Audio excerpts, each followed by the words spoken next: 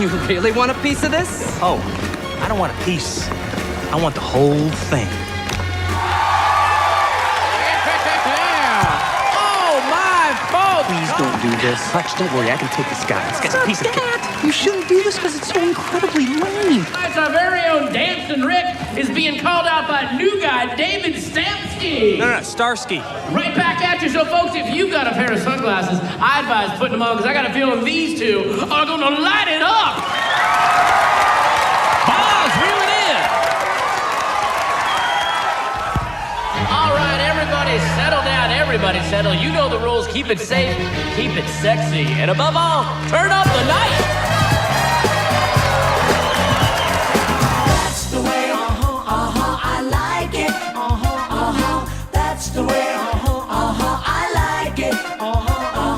That's the way. Alrighty, folks, welcome back to another episode of Live in 5, baby. It is Sunday. It is Sunday night. We are recording. Well, Ozzo, I'm actually watching an American Hockey League game right now. The Chicago Wolves and the Milwaukee Admirals. No way. Yeah, that's the Amtrak Rivalry. So my first year, Ozzo, and actually my second year, and even maybe my third, but at least my first 2 years, we played in this rivalry. And not only did you play them twice in the preseason in the Amtrak rivalry, you played them 17 times a year. It was a best of 17. Because back in those days, the American League, you only played in your division. So you never traveled. And there was no out west division in terms of the California teams yet. So it was just the Central, and there was a bunch of teams in the East, like in those bumfuck Eastern League cities that, you know, the Manchesters of the world, the Binghamtons, all these cities that they didn't move out west yet. You know, they had a team, obviously they still have a team in Utica, but that's no longer with Vancouver. So all the farm teams were out east still, and the Central was like just a jam-packed division of like probably 8 teams, and you played them all 17 times. So I remember a guy like Mike Liambis just running around the sheet, looking for your chin at all times, just looking to catch you coming around the net, you know, like that peekaboo play where you're around the net and the forechecker baits like he's going to come on the one side of the net and he meets you on the other side and bam, just hammers you. That was Mike. So I would always line up next to Mike and I would be like, you know what, Mike, can you just fuck off? Like, just, you don't need to hit me like that tonight. Can we make some sort of deal? I'll buy something from you. I know you're making those nice cutting boards at Nomadic Designs. Can we just cut a deal here? So, you know, he never tagged me, but I saw him dish out in the Amtrak rivalry, probably north of 9 concussions in 2 years. He was just blowing guys up. 17 times, Jordo. How is that legal? That should actually be considered illegal. Like, I mean, play anyone 17 times. How many injuries? Your own brother could play on that other team, and you'd fucking hate that guy by the end of the 17 games. You want to murder him. So I don't understand how that was legal.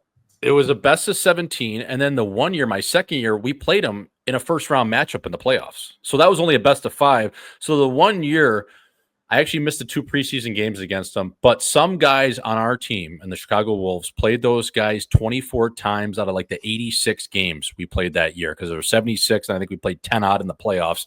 It was absurd. You know those guys' first names, you know their last names, you know their wives' names, you know their kids' names, you know who they banged on the road if they're a single guy the previous week, you know their social security number. You actually know both of their credit card numbers. You have those memorized. You have their address. I mean, at this point, Ozzo, like, you're kind of, if you're lined up against, say, I'm a right defenseman and a left winger, you're basically almost like dating that guy at that point. Dude, I remember, Ozzo, because it was back in the Bradley Center days before they built the Pfizer Forum, and now they play at Panther Arena in Milwaukee. Dude, I remember it felt like we were going there every other day.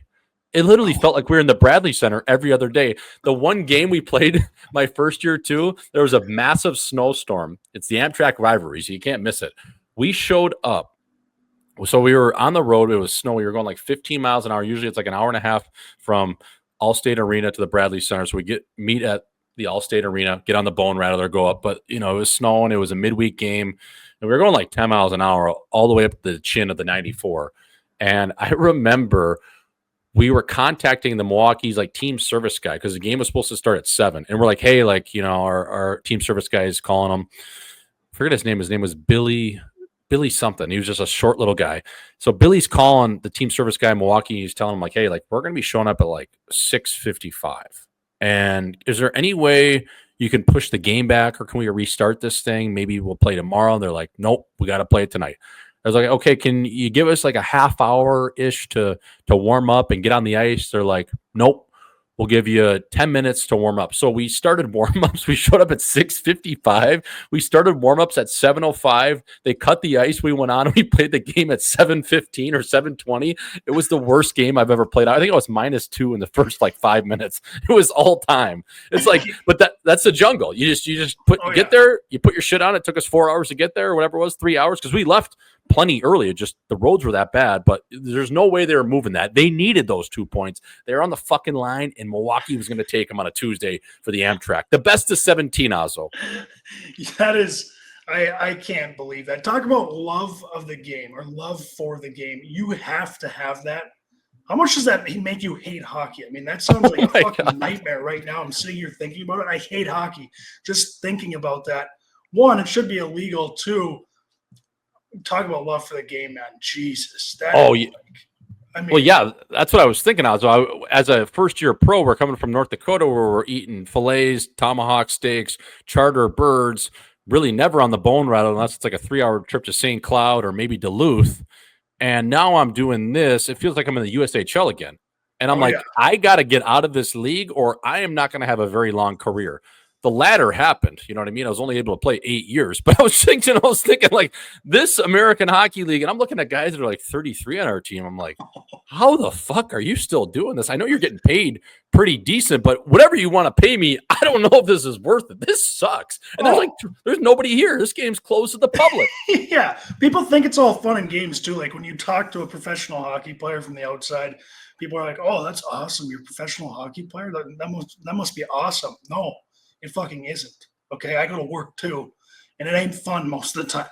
Like this ain't fun. I'm not having fun here. I'm going to work. I'm getting it done. I'm getting my paycheck. This isn't for the love. I mean, I'm not having any fun right now. This is work.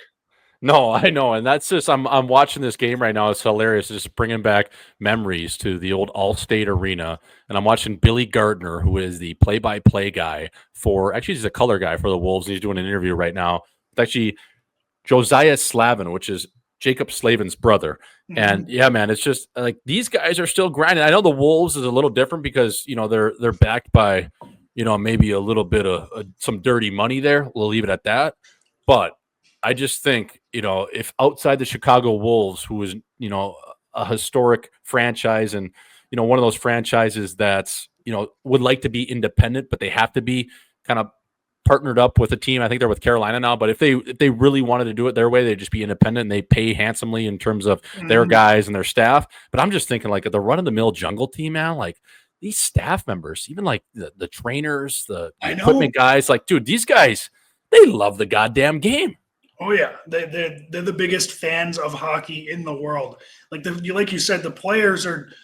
When you're in the jungle, obviously you're trying to make the NHL. You're right there. You're close. You're probably sniffing it. So you've got that motivation. Now the staff members, the radio guys, I mean, how long have they been doing it, Jordan? It's like, you guys are fucking insane. You might have a problem. Yeah, it's for the love of the goddamn game. And listen, I think the Wolves is a little different, like I said, because they take care of their owner there. Don Levin takes care of all their employees. I think they pay them pretty well in terms of almost probably better than the Coyotes last year were probably paying a lot of their staff members. Like this guy takes care of them because he's backed by big bags. But yeah, dude, some of these teams, I mean, fuck me. You're in Syracuse. You're in some of these cities, Utica. You haven't seen the sun in 8 months. You're sitting in there. You're going to work. You're punching the clock. Like it truly is for the love of the game, Ozzo. So shout out to the American Hockey League. Shout out to the jungle. Folks, as we always do over here at Live and 5, this is a Sunday special. We don't miss a week, Ozzo. That's what we wanted to do first before I get into our sponsors and things like that. This is a Sunday special. This is one of those where it's probably not going to be the same kind of episode, but we wanted to give something from the people, right? I'm coming back from Germany.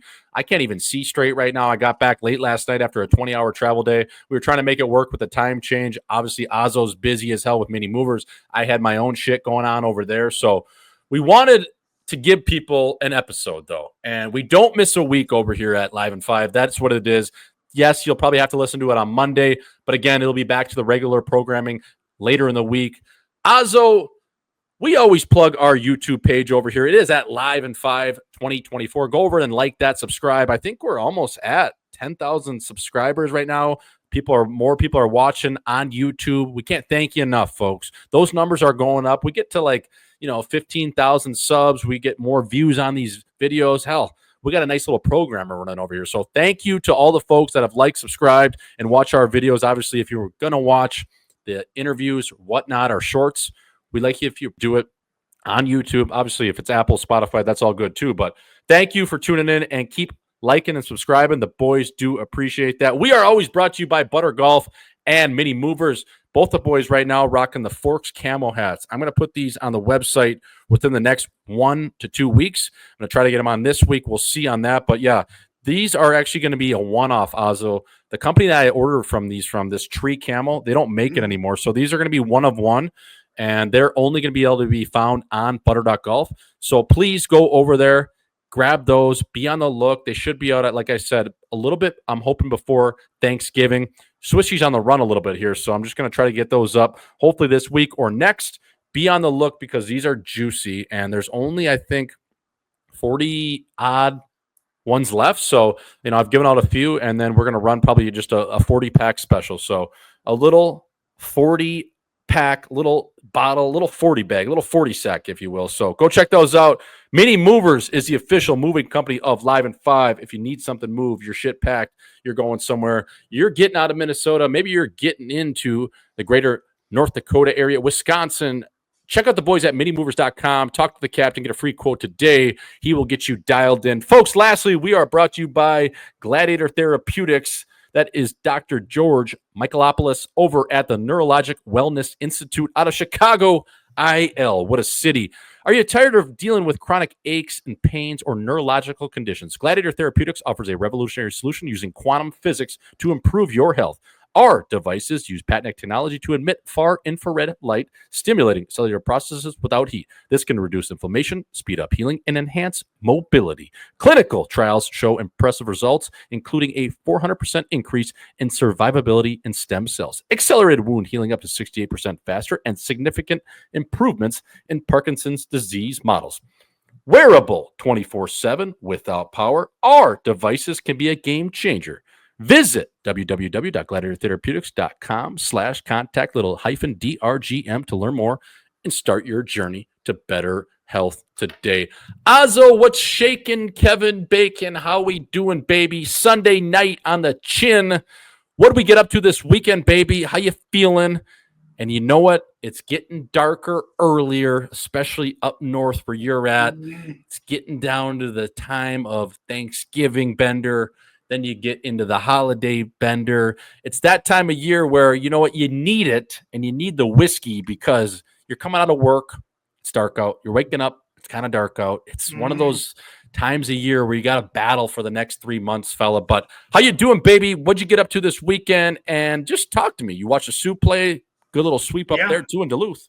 Oh, yeah. Yeah, it was a good weekend. Like you said, days are getting shorter here. It's dark pretty much all the time. Now, not the same as what Dewey's dealing with in Sweden. Oh, Jordan, God.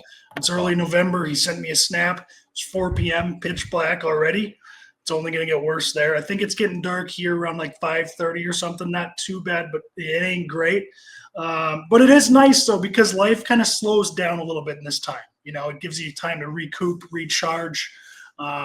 So that's nice. I actually kind of did a little bit of that. I went up north and saw my grandparents this weekend on Upper Red Lake, and it's actually deer opener in Minnesota. So it's funny. That's kind of why I'm wearing the camera right now. Everyone in Minnesota right now, all the boys, some of the ladies, they're getting out there. They're shooting deer. I was driving up north with my window down on Saturday morning, just rifle shots left and right. Just people are just plowing through the deer up there. It's hilarious. But yeah, watch the Sioux, Jordo. That's pretty much all I did. I went up there. I chopped some wood with a chainsaw. It's always nice to get down there. My grandparents, they still use the wood stove to kind of heat their place. So they need a good stock for the winter.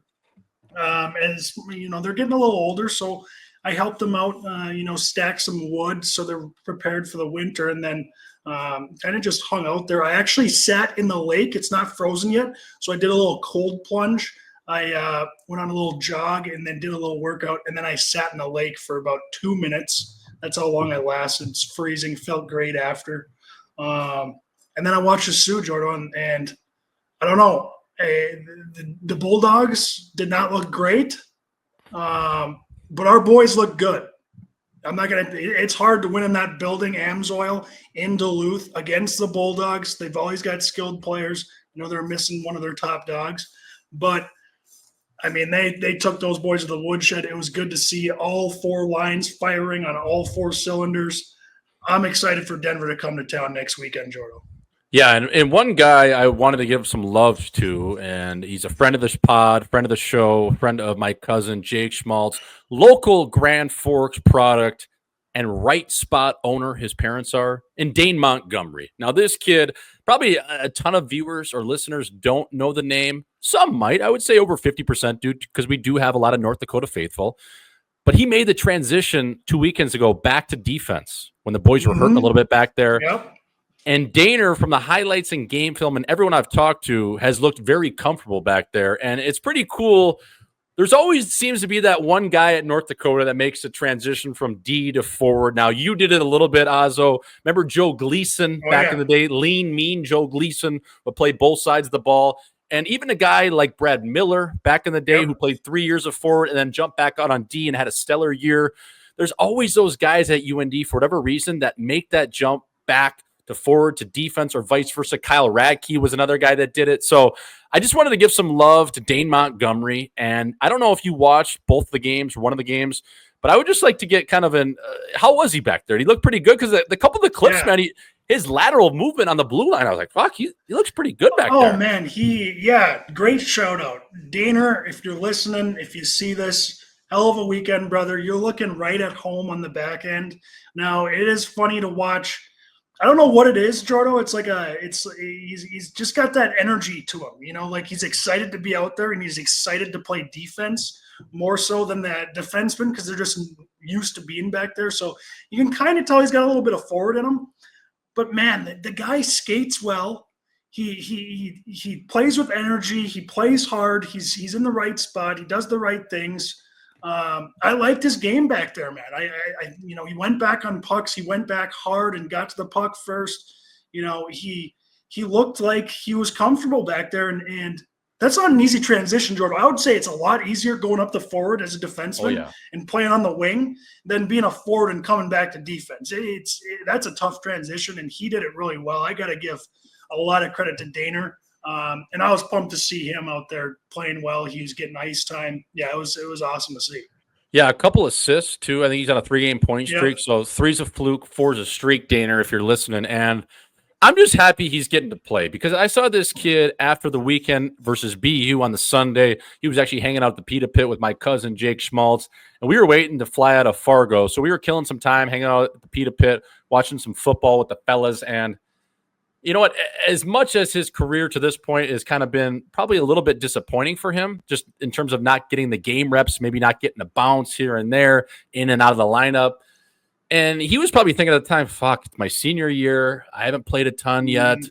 Is this it? Is this really how it's going to end? And that's a sad feeling. So I just want to hope, you know, he stays in the lineup and keeps going and builds off of this. And if it's got to be on the back end, man, it just like even that one celebration after that Littler kid scored on Saturday night, he was right in there, just so fired up. He didn't have a point on the play, but it was just he's on the ice. He got his plus.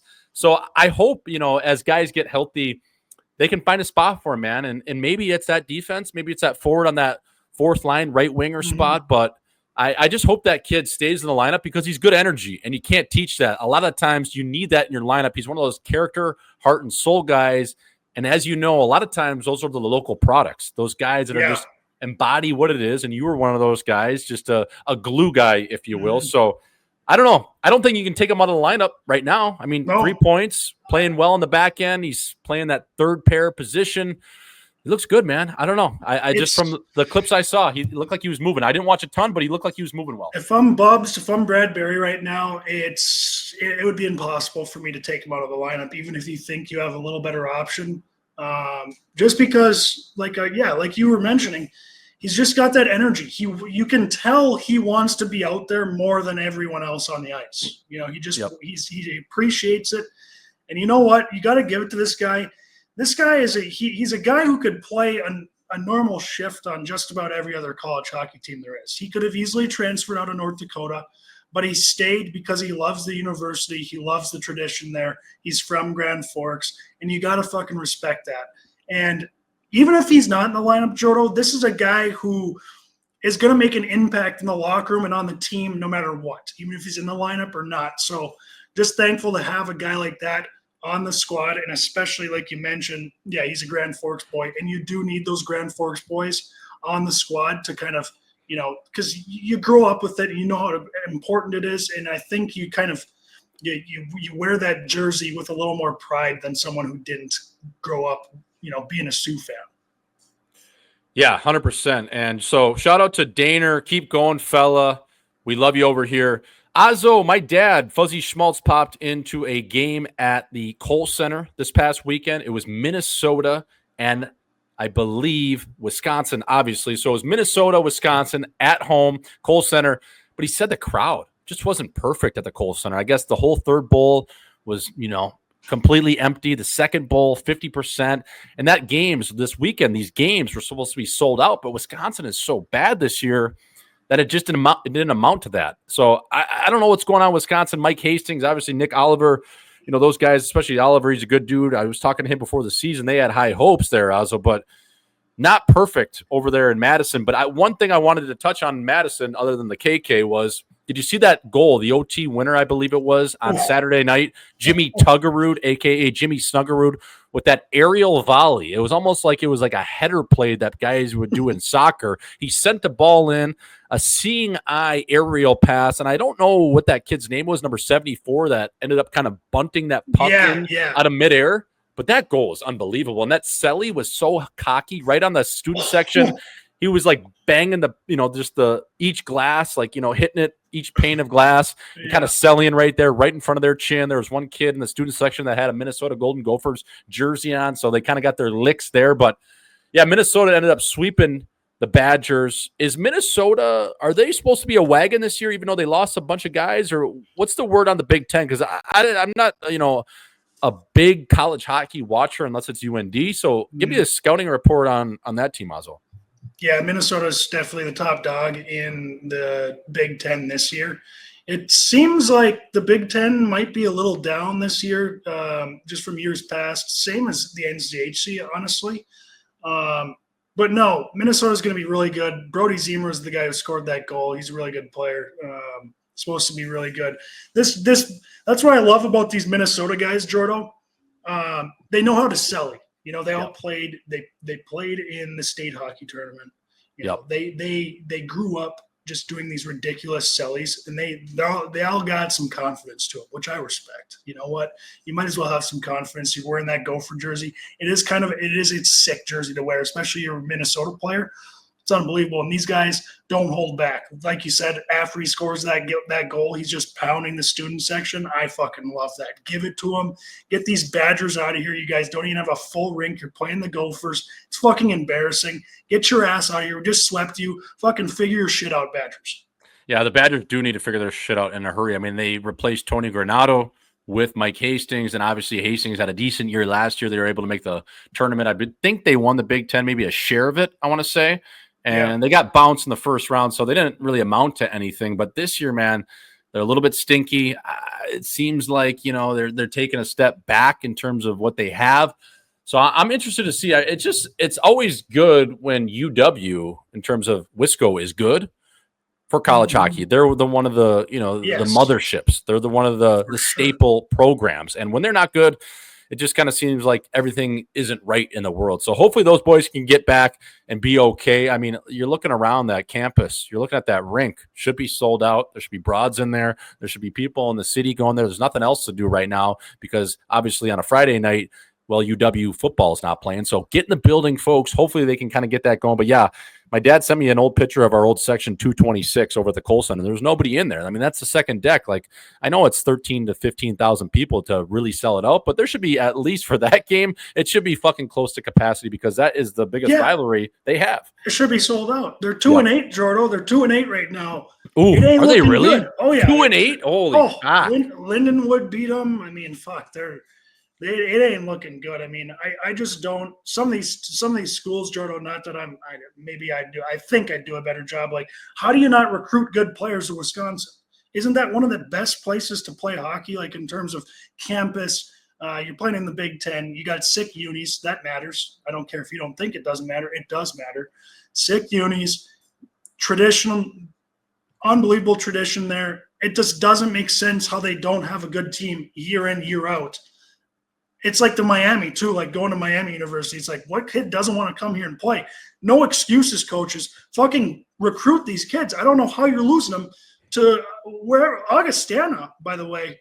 Augustana's done pretty fucking well this year, Jordo. Yeah, I don't – it doesn't make any sense to me. There's no reason, and this is no disrespect to guys that played at these schools, but Wisconsin every year should be better than St. Cloud.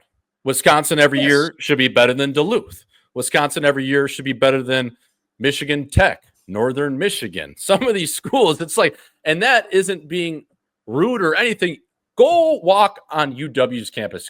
Buzz down State Street. Go on, get a bird scooter or do the old heel toe express or grab a skateboard and tell me what you see. Because you're going to like it. Because you're going to like it. I mean, I would say best overall package, trim, bars, restaurants, campus life, nightlife, and facilities. This new weight room that I was working out at UW for the Badger hockey team is unbelievable. It's on the second level of the Kohl Center. It's unbelievable. Is it as nice as North Dakota's? No, but the sororities are better. So it's just like, I don't know. That team every year should be shoe-in top 10, right? Yes. They should be teams like Mankato shouldn't even be close. Teams like St. Cloud shouldn't be close. Some of these teams, these surrounding areas in the Midwest should not be close to what Wisconsin is. It just doesn't make any sense. The university should be able to recruit itself. Again, walk down 5 feet of State Street. You're going to like what you see. A lot of blondes, fella.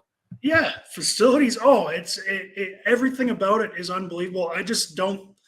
They should have like half the best Minnesota players playing for the Badgers. Like, if you're growing up in Minnesota, it's right across the border. How do you not recruit? When's the last time they had one of these really good Minnesota players recruited there? It's like it doesn't feel like they're going there. They'd rather go to St. Cloud or Duluth. It's like, how? Look at the campuses. It doesn't make sense. Yeah, it doesn't make sense at all. It'll always be a mystery to me. Hopefully they'll figure it out because I do think Mike Hastings is a very good coach. Nick Oliver is a very good young up-and-coming coach. He'll be a head coach D1 one of these days. Speaking of a very good head coach, Azo, is David Carl. David Carl coming into town next weekend, playing at the Ralph. I'm going to send him a text and say, hey, roll up your fucking sleeves, buddy. You're coming into the Palace of Pain. But in all seriousness, DC is on the brink, I would say, of becoming a National Hockey League coach. The coach before him, who he was the successor to, is Jim Montgomery. And I just wanted to touch on quickly, Jim Montgomery and the Boston Bruins have not had the year they imagined they would start off with. They lost last night to Ottawa at home, 3-2. I believe that game was in overtime or maybe in the dying seconds of the game. So I wanted to ask you, now, not that we know anything over at Live and 5, but there are a very big shell life for these coaches. There is a very tight leash on a lot of these coaches. It is a what have you done for me lately league. Is Jim Montgomery in any way on the hot seat, Azo? Or is he safe? Because right now, Don Sweeney, you can tell him and Cam Neely, they have their panties up in a bunch.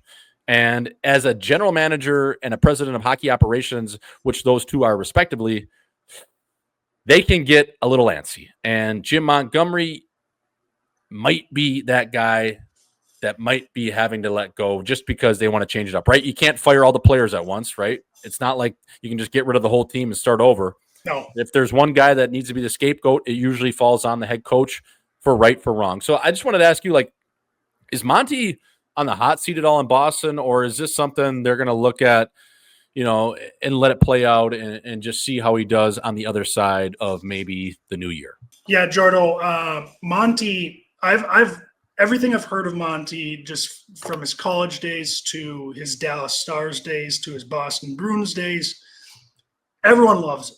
He's had success everywhere he's went. He was good. He was unbelievable at Denver. He was really good at Dallas. He's been really good with the Bruins. That being said, like, when you're in the NHL now, what are they, Jordo? 7-7. They're 500 right now. Yep. probably playing less than they should be. I think it's a little too early to make that call. But then again, I look at the Edmonton Oilers last year. What was the what's his name again? The Oilers. Renchcroft? Yeah, yes, Craig. Yes. Jay Renchcroft. Jay Woodcroft. Woodcroft. He, it was kind of like, it seems like the same, it wasn't really his fault, but in the NHL, when you're in the professional sports, sometimes the locker room just needs a different voice, and it's not really necessarily the coach's fault.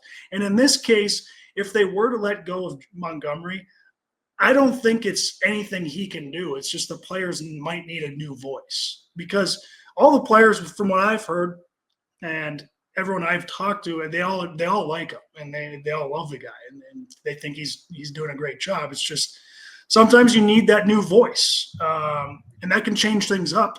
Because how many years has he been with the Bruins, and they've done kind of the same thing year in, year out? It's like sometimes you got to try something else. Isn't that crazy too? Isn't that crazy too? Ozzo started to jump in there. It's only his 4th year, I believe, as a coach. I mean, and you need a new voice already, which again, I'm not disagreeing with you with, because that is a shell life right now in the National Hockey League. It's about 3 or 4 years if they're lucky for some of these coaches. But on the outside looking in, you sign all these guys. You sign Zadorov, Big Z on the back end. You get Lindholm, who's supposed to be your number 1 center. Now, has he played up to that level? Probably not. He's getting going a little bit lately. Pasta, he's gotten benched for a period. Marchand has gotten benched for a period. A little bit of wake-up calls from their star players to trickle down the lineup. Swayman, they're not able to get that deal done. That was a distraction in and around right up until the first game of the year. I don't know, man. I just think when you're disassembled a little bit to start the year, not having your goaltender signed, Marchand coming off a couple of different surgeries, you have a new couple bodies being, implemented into your lineup in terms of Zadorov as well as Lindholm. It's a weird bunch there. Again, they're only 16 games in, but the pieces have to settle in and get comfortable. So I'm with you there. I don't think they should panic, but you never know, man. You never know how some of these GMs are thinking, whether they got to get rid of a guy. Right now, they give them a little bit of a leash, in and around, right around American Thanksgiving is kind of when if your team is going to make the playoffs or not. Now, there have been outliers for that with Edmonton last year, obviously St. Louis 2019, but that's when GMs really start to get a little bit antsy. They get a little over horny, like, holy fuck, we're 25 games into the season, and, we got 50-odd games left, and this is where we're at. So we'll see on that front. One guy, though, that I think might have punched his last ticket. Now he's going to stick around until the end of the year. And if they do ultimately decide to go a different direction with him, in John Tortorella, aka John Tortorfella, and friend of the show, Dane Jackson, obviously speaks volumes about him. Look, I think everyone that's played for Torts loves the guy, but why is he scratching this Mishkov? Okay. One game. Okay. Watch the game from the stands, eyes in the skies. I get it. Young player, sit him out. Hey, sometimes maybe you can take some different things when you're watching from the press box. But he's your leading scorer, and you scratch him 2 games in a row. To me, that just seems like it's a personal decision at that point. It's like, was this really the plan the whole time, to scratch this kid back-to-back games when your team really lacks scoring and he's your best option? Because you can't tell me or anyone that he's not one of your best 12 options to play that night for the Philadelphia Flyers, John. No. And number 2, like, is this just to see what this kid's made out of a little bit, to kind of test him? It's just, to me, 2 games in a row seems very unnecessary. And let's see next game. Hopefully he's back in the lineup, but you never know with Torts. It seems to me like Torts just loves the drama. He loves the soap opera of the NHL. He loves kind of putting that undivided attention on himself a little bit, taking it off his team, but also at the same time just creating headlines and just doing different things because he loves just the drama of it. He's like a soap opera. Also, I wanted to get your thoughts on that, and just 2 games to me just seems a little unnecessary. Here's what I think happened, Jordo, and I could have told you this was going to happen beforehand without even knowing anything inside this locker room. But here, you got this really skilled Russian young kid. He's a young gun. He's an all-star. He's unbelievably talented. He's not playing as well as he should. He's maybe not giving the effort he should. Okay, you scratch him 1 game. Okay, whatever. All young players need to go through this, I think. It's not a bad learning lesson. But nowadays, Jordo, these kids aren't as hard as they used to be. Like, you scratch an 18-year-old back in 2000, he's gonna get pissed off and be like, you know what, I gotta try harder here. I gotta play better. Well, nowadays these kids are a little more entitled. Okay, he's coming over from Russia. He knows how good he is. I'm guessing Jordan Torts planned to scratch him for one game, and this kid didn't respond the right way. Yep. Like he's probably pissed, like, fuck you, Torts, I'm not looking at you. And Torts got pissed. And he scratched him for a second game. Because that's only scratching him two games, Jordan. How does that ever make sense? One game, okay, you slap him on the wrist, like, hey, buddy, you better step it up. But 2 games, it's just like, what are we doing here? He's probably your best player at this point. It's like 2 games in a row. I mean, do you not want to win games? Because what are we doing here? Unless he's that bad in the locker room, which I don't know. But, I mean, how could he be that bad? The guy barely speaks English. What's he doing in the locker room? He's not doing anything. He's probably just sitting there silent. So yeah. I think that's what happened. The guy didn't respond, and Torts is like, fuck this kid. He's going to learn today. And it's like, Torts, I don't know if he is going to learn today. This isn't the 2000s or late 90s. Yeah, I that's a good point. Maybe he didn't take that scratching the way he should have, or he acted out, or maybe the next day in practice he was pouting a little bit, and causing a scene, or just being an 18 or 19-year-old kid, right? That just got scratched for the first time, that he's on cloud 9, and all of a sudden his coach kind of brings him back to life. He kind of just pulls the rug right underneath him, and he falls flat on his fucking face. And, Russian kids, not being, prejudiced or whatever, but Russian kids probably, just like any kid, but there's a language barrier there. He's probably a little bit on his high horse, and he thinks he's God's gift to earth. The next thing you know, you got John Tortorella scratching you back-to-back games. You're like, holy fuck, like, is this my daddy? You know what I mean? Like, he's almost, I talked about it a little bit on Hockey Night in Scottsdale. It's almost like that scene of when Herman Boone, Denzel Washington, gets the job for T.C. Williams, and he comes in and he's the head coach. And right before they're going to report to camp, before the season starts, their 2-a-day camp over in, where were they doing their 2-a-day camp? It was Gettysburg. Yeah. Right before they're going to report to Gettysburg and get on the bus, and Gary Bertier is looking at his mom. He's like, you know who your daddy is, Gary? He's like, no, like, who?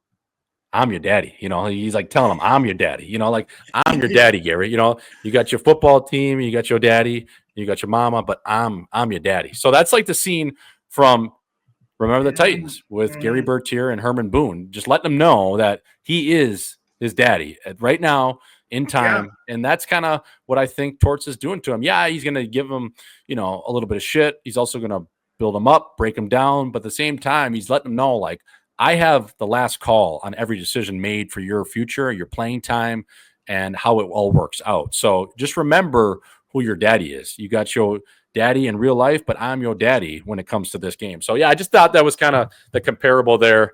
Yeah. And you know what? Hopefully the kid isn't too down on himself, get back in the lineup, do his thing, because Philadelphia obviously needs some excitement there with all the shit going on. So Azo, what we wanted to do for the people this week, and just going into the work week, it's a long week. Mondays suck. You're still hungover. You have no idea where you are. You're probably still a little scared from the weekend. The old Sunday scaries bleeding in to a manic Monday. Tuesday rolls around. Wednesday gets you there. Thursday, I'm in love. And then it's Friday, baby. You're back on the piss. So what we wanted to do, because we're going to get back on the radio wavelengths later this week. Wednesday, we'll have our normal programming for the people this week. Obviously, later, we didn't want to, double up on some of the things like we always do, like People's Insider Term of the Week. We have Nail Gun. We have One Hitters with Azo. So rather that, we'd make it more of a special and just spice things up. And we wanted to give out a weekly playlist for the people. 20 to 30 songs that you can jam out to. Just to remind you, you've probably heard a lot of these songs, but just something from the boys to get those feel-good vibes. And also maybe have a little context behind what time of day, what day of the week, when you play this song, Azo. Obviously, you're a weekday grinder yourself out there just getting it done for mini movers. So we wanted to give the people just, 20 to 30 songs and a little explanation why it's on there and why you should rock out to it. And come on, baby, stay with it out there on the work week. So, Azo, my first song, I'll start us off. I'm going to come in hot with this one. And I just heard it. And it's probably one of those songs that, it's like Thursday. but you can use it any day of the week. I'm just kind of using it as an example. Like it's Thursday, it's ladies' night. Yeah, you're not going to floor it, but it's going to be one of those songs that's going to get you excited for a couple days off. And you can even use it on a Tuesday if you need that extra motivation. Hell, you can use it on a Monday if you're thinking about driving off a cliff and you just need something to kind of get you through it. And that is The Who, Baba O'Reilly. And oh my God. Oh, what a tune. Out here in the field. You're just out here, baby. Out here in the field. You know what I mean? I don't have to fight to prove I'm right. So I got that song just whenever you need a pick-me-up, whenever you need some goosebumps, just to kind of hit the back of your neck and make those hairs stand up a little bit. And it could be on a Monday. It could be a Tuesday, Wednesday. I recommended Thursday, but fucking use it whenever you want. So I got Baba O'Reilly, The Who. Put that on your work week special and fucking rock out with your cock out, baby, and get her done. Azo, what do you got for us, baby? My first one, Jordo, and I actually chose songs that I listen to songs kind of weird. Like I don't like just download new songs and listen to them. It just whatever I feel. If I hear something on a commercial or somewhere, I add it, and that's what I'm listening to. It could be a really old song. It could be a new song. It could be one you listen to all the time. It's just these are the ones I've been listening to probably the last month here. And my first one is Everyone's a Winner by Hot Chocolate. Now, you probably don't know this song by name. Yep. But once you hear them start off with the guitar,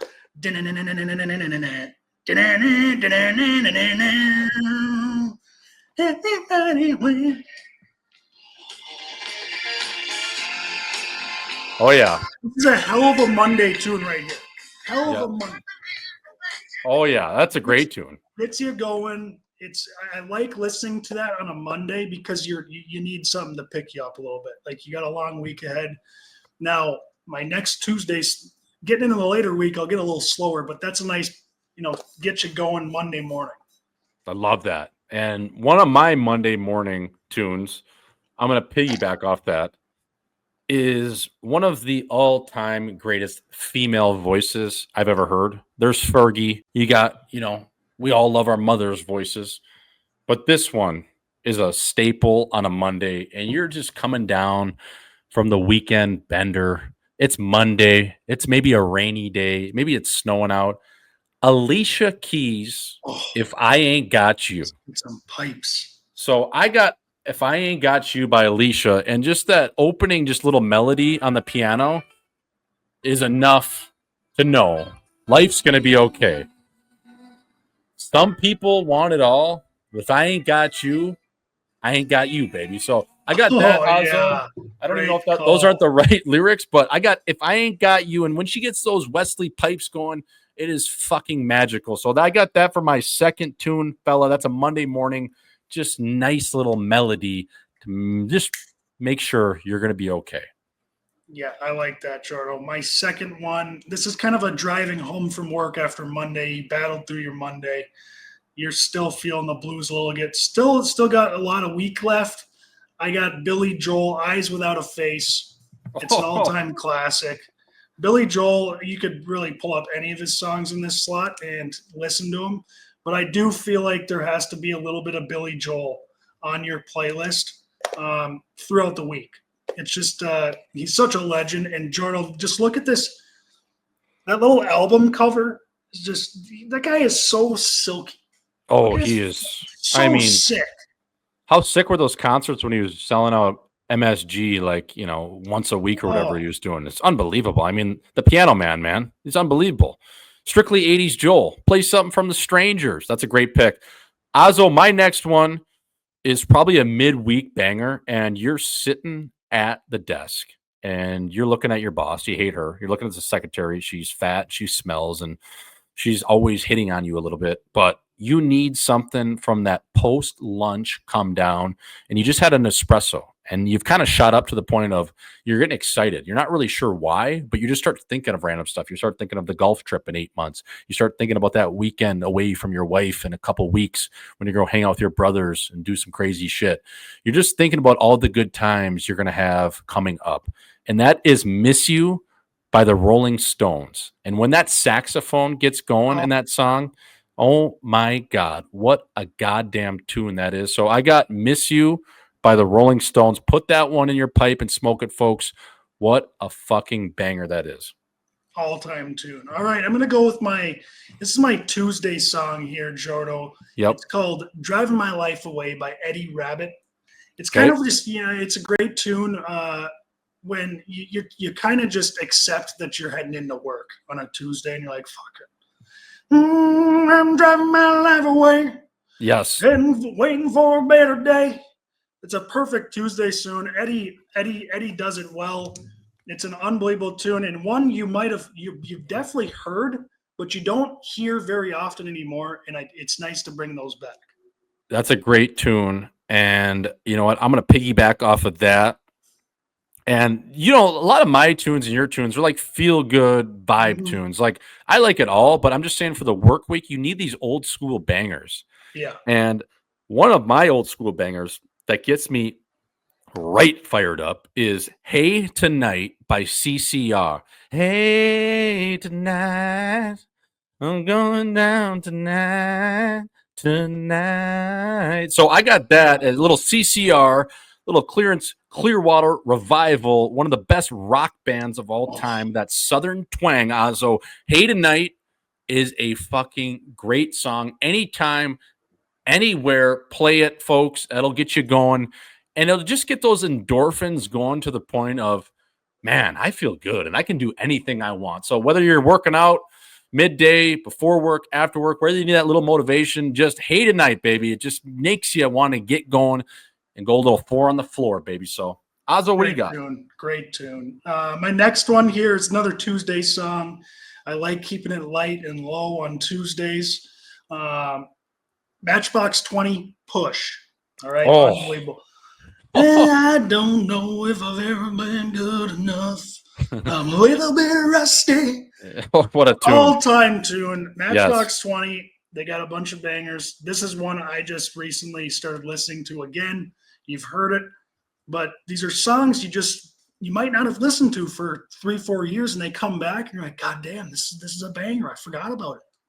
That is a great tune. And this one now, it doesn't matter if you're around a mirror at 3 in the morning. It doesn't matter if you're hanging out with your boys on the golf course. It doesn't matter if you're sitting there with your AirPods, again, in a cubicle, or you're jamming out, going, point B to point A on your weekly morning commute. Maybe you're coming home from it.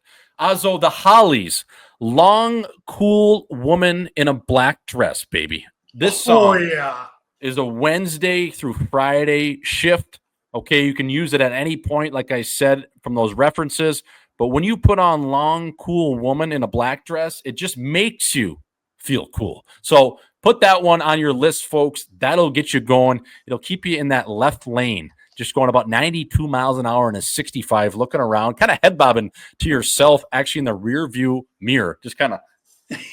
Yeah. So, yeah, you're pretty mint. Listen to that one. So I got that. The Hollies coming in. I like that. All right, my next one here, Jordo, is Brooks and Dunn, Neon Moon. Oh, what a tune. Throw it on Wednesday, Tuesday, don't matter. Could be winter, could be summer. That Neon Moon, baby. Oh, what a fucking tune. I can't stop listening. I've been listening to that one for like 3-4 months, Jordo, like once a week. Just throw it in there somewhere. I have a cassette stuck in my 1996 Bronco right now on Brooks and Dunn, and I can't take it out. And it is Neon Moon is coming on once every 6 songs because it's the one side of the cassette. So I got Neon Moon, and I'm actually going to piggyback one from Brooks and Dunn right off of that with you, is My Maria. My Maria. Oh, what a feel-good tune. That is like when you're driving home from a late-night shift. Say you're like a graveyard shift type of person out there. Mm-hmm. You're 11 to 7. So that's just a graveyard shift, 11 p.m. to 7 a.m. I don't know if we have any of those hustlers out there, but people that work late night and you're listening to a little My Maria, it just kind of reminds you of why you date your gal or why you're married and you're hopping in bed with her. You get all snuggled up. It's just a feel-good, cozy little tune to kind of just appreciate everything you have in your life, especially a significant other. So if you do have one in your life like that, My Maria is an ultimate song, and especially a late night song when you're kind of just rushing home to see your old lady. And you know what? Some days you guys might get along. Some days you might not. But this should err on the first side of things and just make sure everything is okay. So I got my Maria. Good pick. Jordo, I'm going to go. We're kind of getting in. I'm thinking a little later in the week. You're kind of getting excited. Maybe you're over hump day. Maybe you're going into work for a Thursday. But this song is called Sometimes by Goth Babe. And it's a little reggae. It's something you would think Chucky Slick would listen to. Yep. On his way to the roller rink. And it's just a feel-good tune. It's a little bit of like a dance. It's got lyrics, though. There's not much music out there like it, but if you haven't heard Goth Babe, go listen to him. Sometimes it's a song. They got a couple more, like Her Vacation. They've got some good tunes, good Workweek tunes to get you fired up if you're over hump day. Yep. And I'm sticking with that. This is a Wednesday type of tune. You've done the first 2 days. You grinded through hump day. Obviously, that's the hardest day in sports to get through at the office. And you're looking at the calendar, and it's kind of, you got 2 days left. But at this point, you're a little dog tired, and you're stumbling in. So Susie Quattro and Chris Norman said it best with Stumbling In, an absolute tune. Our love is alike, and so it begins. Laying our hearts on the table, fucking stumbling in. So that's a duet with Chris Norman. Yes. Susie Quattro, one of the all-time duets. If you don't know it, folks, it's got a disco vibe. It's a 70s track. And again, one of those songs that just it's kind of been the theme, but it just puts you in good spirits. And at this time of year, we all need it. So Susie Quattro, Chris Norman, Stumbling In, great tune for a Wednesday. Unreal tune. I'm gonna throw in Jordo one. This is a song that's probably like 10 years old. Everyone bumped it at one point. Ice Melts by Drake featuring Young Thug. Thug just got out of prison. This song is an all-timer. I just started listening to it again. I see. Unbelievable tune.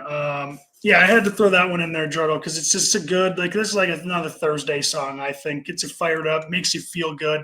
Makes you feel cool. You're excited. You're like thinking about the weekend already.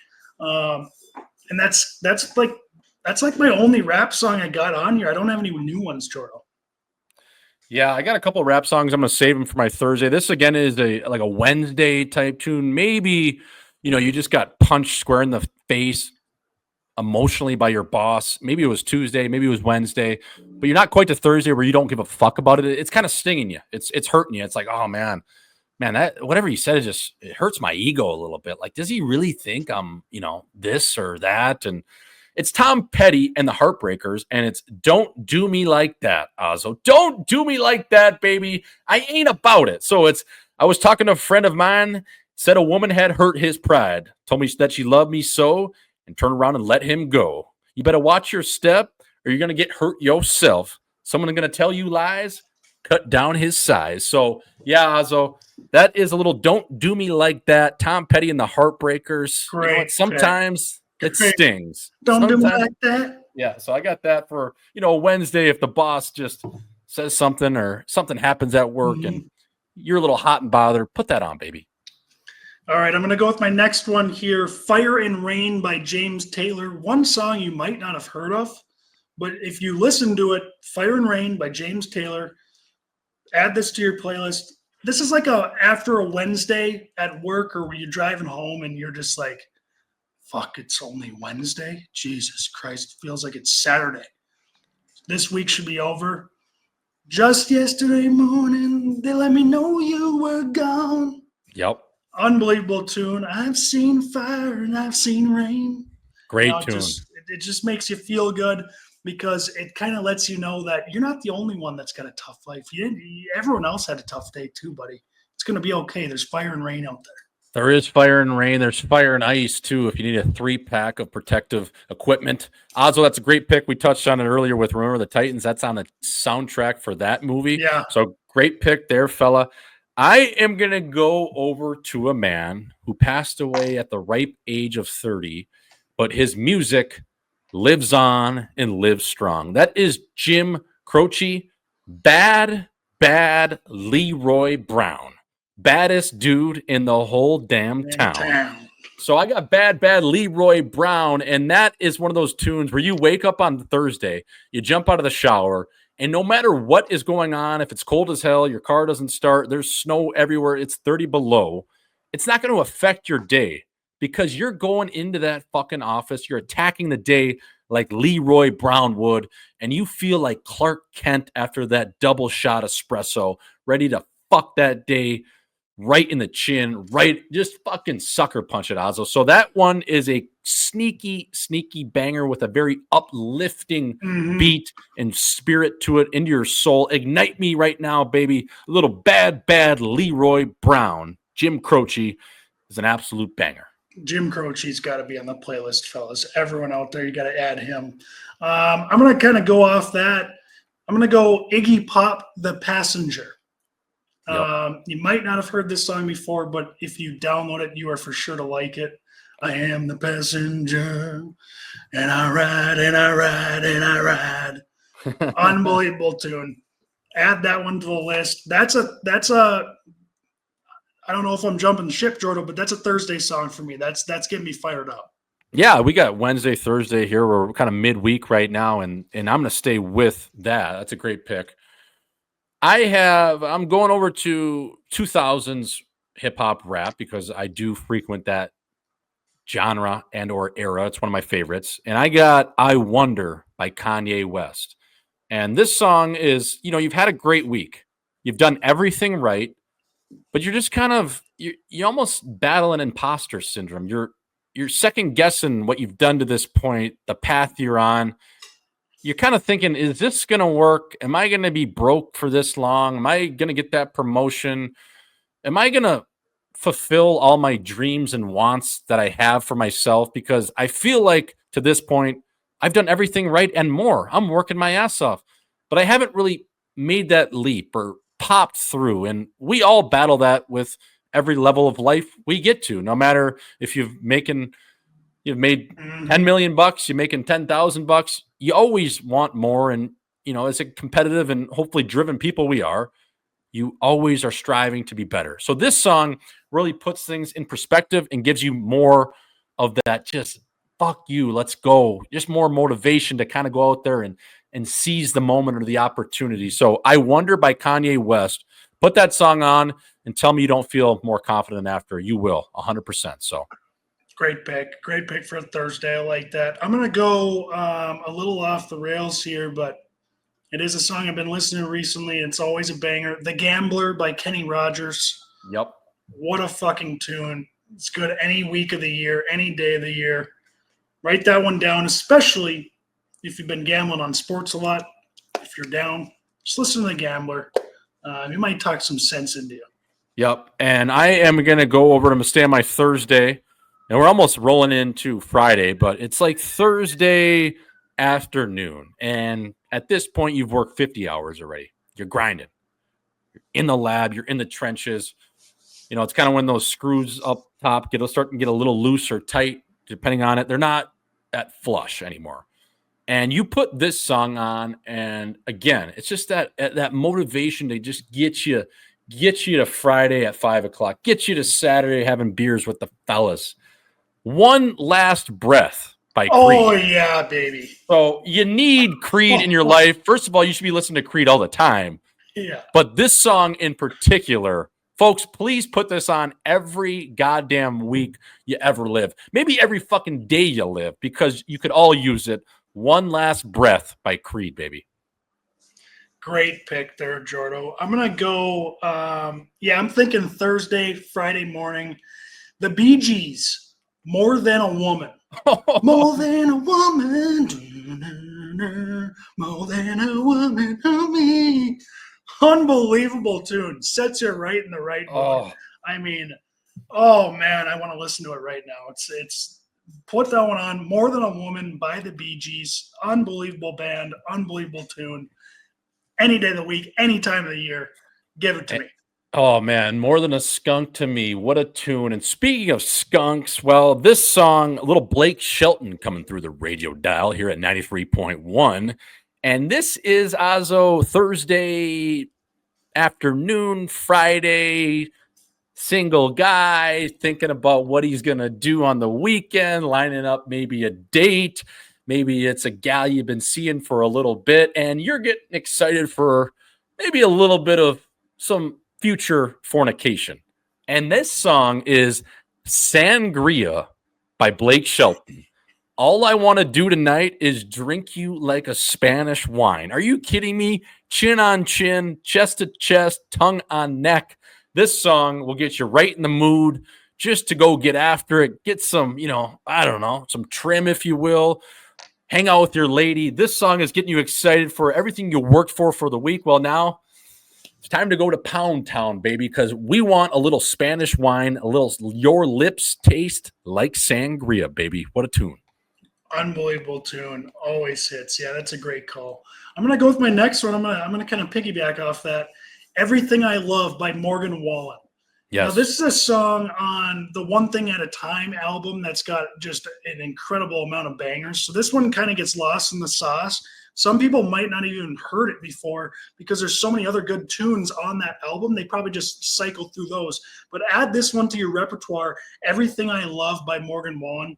It is I actually just recently found it. I was going through his album and I clicked it because I hadn't heard it. And I'm like, this is an unbelievable tune. So add it to your repertoire, everyone. Everything I Love by Morgan Wallen. Great tune, Ozzo. And this one, we're going into Friday morning, waking up. Maybe you're at the office, you've been there for an hour or two, and you're just getting to lunch. Maybe it's a little bit before that. Maybe it's right around that time, somewhere in the vicinity of 9 a.m. local standard to noon. And you got 3 or 4 hours left. And you put a little Future on, Perky's Calling. I can hear the Perky's calling. I can hear the Zannies calling. I can hear the Perky's calling. So Perky's Calling is one of those sneaky, like almost like silent bangers. It's not even subtle. It's like a silent banger. It's one of those tunes that gets me so fired up, especially when you're listening to, in the locker room, like before a morning skate or something like that. It's just like getting you excited. Not saying we're all going to partake in drugs because I'm not even a Percocet guy myself, but Future is. That song to me is just unbelievable. And for whatever reason, even though it's in decibel, 0.2, and he's kind of just like whispering, it's such a banger. Perky's Calling by Future is all time. So that's like a Friday morning when you're still a little bit in the fog from, just grinding and whatnot, kind of waking up and you're like, fuck, can you hear that? And you're like, what? The Perkies are calling, baby. So Good call. Okay. I'm on to the Fridays tunes now. This is a tune that you can play on a Friday or a Saturday. It is guaranteed, Billy guaranteed to fire your ass up. New York Groove by Kiss. Oh God. Now I'm back in the New York groove, and I'm back in the New York groove. Unbelievable tune. You forget about that one, Jordan, and you cannot forget about New York Groove by Kiss. Every time I'm wheels down at John F. Kennedy International, New York Groove comes on, and I play it until I get to the hotel on repeat. Every time. Yeah. It's probably 6 to 15, maybe 20 times in a row. It's about an hour worth of New York Groove. That's a great call, Ozzo, and the people need that one. Now, I'm going to piggyback off of that. Right after you listen to New York Groove, you need to put this song on because this is a feel-good Friday-like effort. It is Dire Straits, Money for Nothing, Chicks for Free. And this song, if you can't get a little bit of blood flow in your wrench, then fuck you. This song is unbelievable. This song embodies what it means to be a nail gun, going out there, putting the pedal to the fucking floor, driving it like you stole it. And I don't care where you are. This song should get you absolutely buzzing and ready to run through a wall. So Money for Nothing, Trim for Free. There you go. A little Dire Straits. Little side bit on that song. That was mine and Clint. We started Mini Movers. That was our anthem because they talk about moving refrigerators and TVs and shit. Yep. Oh, unbelievable tune. Jordo, I'm going to also, this is a gas pedal song here. Give It Up by KC and the Sunshine Band. Yep. Baby, give it up, baby, give it up now. Na na na na na na na na na. Oh, Good All luck. time. Check your fucking pulse, folks, if you listen to that song. 100%. That is an absolute certified banger. Azo, it wouldn't be a playlist if I didn't include a little AC/DC. My favorite, you know what it is? It is, are you ready? Are you ready for a good time? So I got that for just when you're ready to go, just fucking full buck ditty. Put that on, folks. That one should get your blood boiling right around 212 Fahrenheit. Yeah, that's gonna get it going. And I'm gonna finish this one's even cranking it up even more, Jodo. The Bee Gees times 50 Cent. You actually need SoundCloud to listen to this song because it ain't on Apple Music. It's a mashup. It's unbelievable. The Bee Gees times 50 Cent, Staying Alive in the Club. It's a little mashup between In the Club and Staying Alive. Yep. I mean, this song. It's your birthday. We gon' party like it's your birthday. We gon' simple party like it's your birthday. And you know we don't give a fuck. It's not your birthday. We don't give a fuck. Is it your birthday? All right, let's go. All time. I love it. I got two more to end it. I got What's Up by the Four Non-Blondes. 25 years in my life is still trying to get up this great big hill of hope for a destination. So I got that. And then I got little Carly. It's You're So Vain by Carly Simon. Yes. You're so vain. You probably think this song is about you, don't you? No, it's not, baby. It ain't about you. It's about us. So I got that. Azo, I think that, unless you got anything else, I think that should get the people going, man. I mean, like if you listen to half of those songs, you should listen to all of them. Yeah. But we wanted to give a little bit of a playlist of just some feel-good beats throughout the week just to make sure your screws upstairs are staying crispy and tight, baby. Yeah, 100%. And if you listeners, if you like any of these tunes, if you think you can one-up us with your tunes, I want to hear them because I need some new ones. They don't have to be new songs. It could be old, but just give us some suggestions on how we can change this up too, because I need some new songs to add. I've been listening to these for a while. It's about time I add a few to the repertoire. 100%. So, folks, again, we will be back recording on Wednesday. We just wanted to give the people some songs out there, some vibe songs, some feel-good songs. And again, Live in 5 don't miss a week. So we got it in on a Sunday. Azo, I got to run. I'm going to Solid Core right now. So I'm going to go jump on the Reformer.